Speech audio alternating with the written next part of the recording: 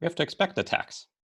As a Linux administrator, we not only have to deal with vulnerabilities that are targeted against the Linux kernel, we also have to deal with vulnerabilities targeting our services that we host on the Linux platform.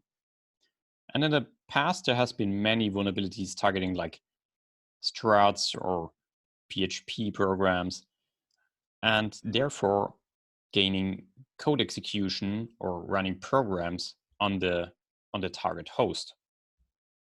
So what we are talking about today is how can we defend against remote code execution attacks. So what happens is that the attacker sends you a crafted request, and this request is interpreted by the Apache process and eventually leads to the code execution running a shell or a program. We use Apache as an example here because everybody knows it. So our first or tip zero is don't break your own stuff. Because when we deal with security, many things come into mind. And some of the security measures could break your system.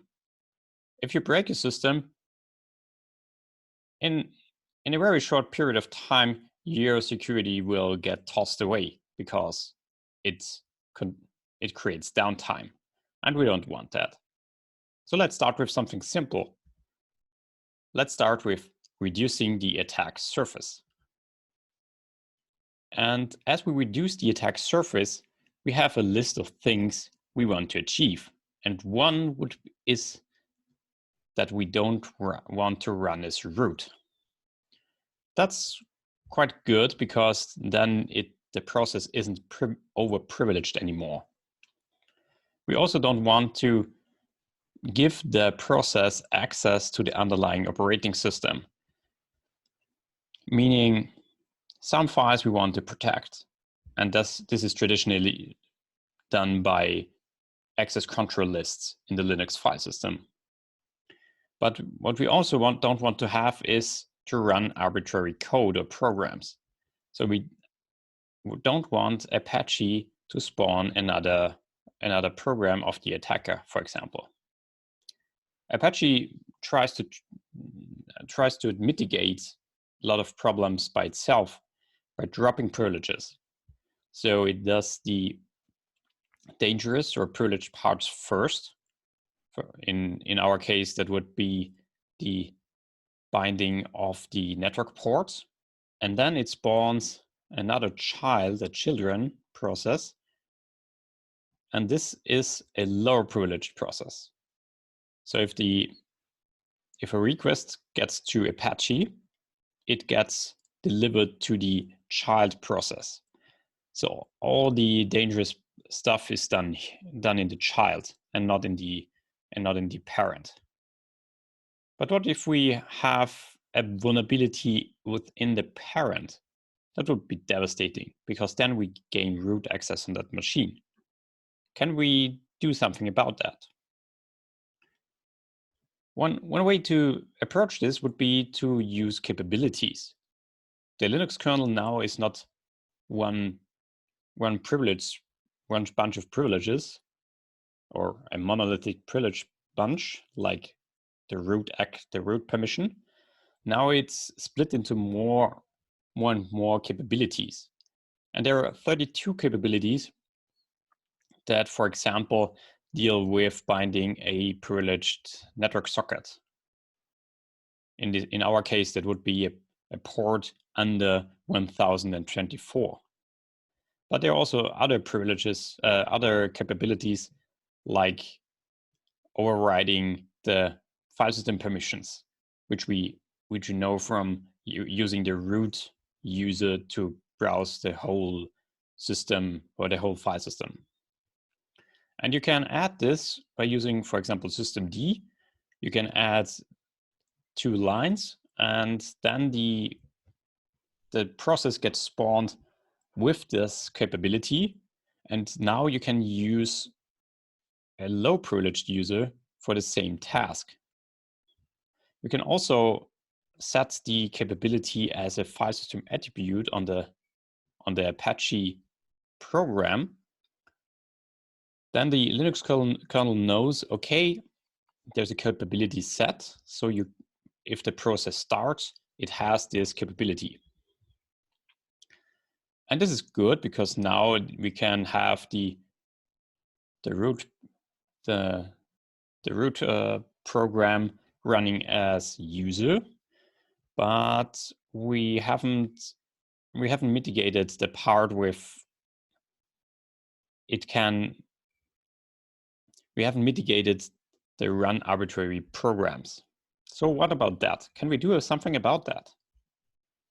And there is the self-containment tip number 2, contain the attack.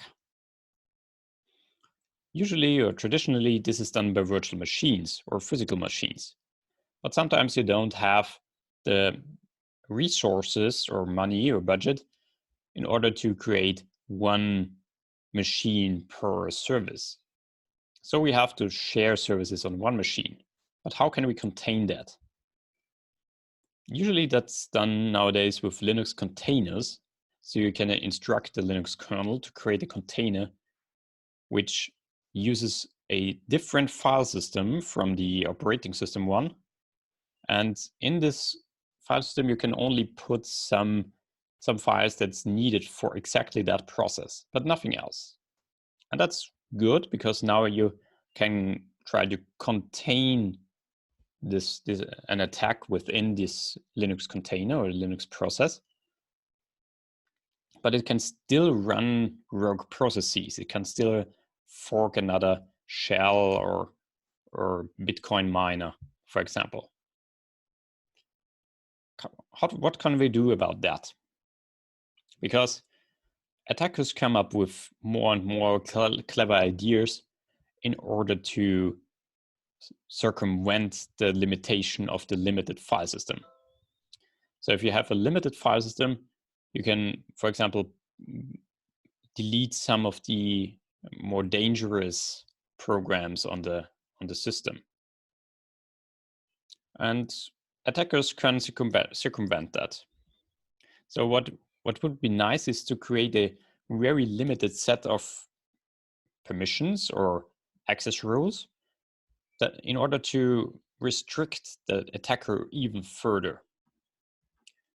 Usually that's done with apparmor or SELinux.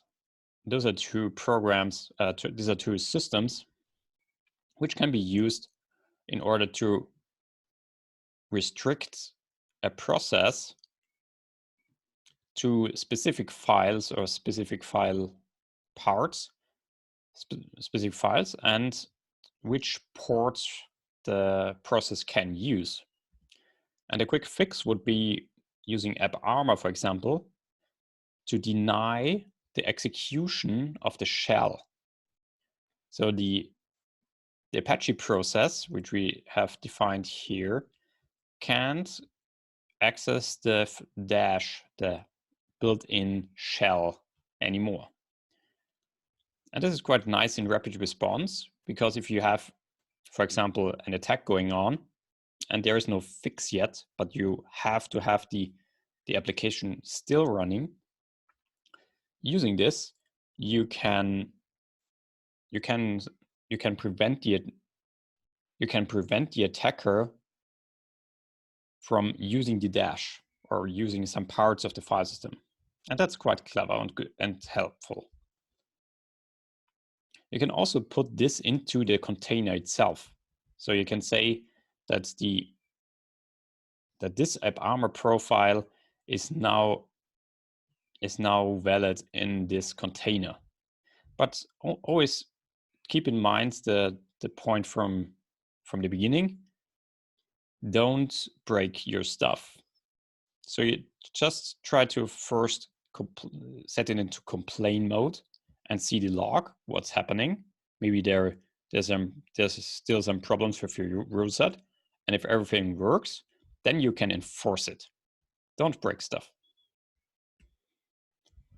But what if the attacker gets clever and finds a vulnerability within the Apache process itself? And now the attacker can use memory corruption techniques in order to inject shellcode. What shellcode? Right? Every program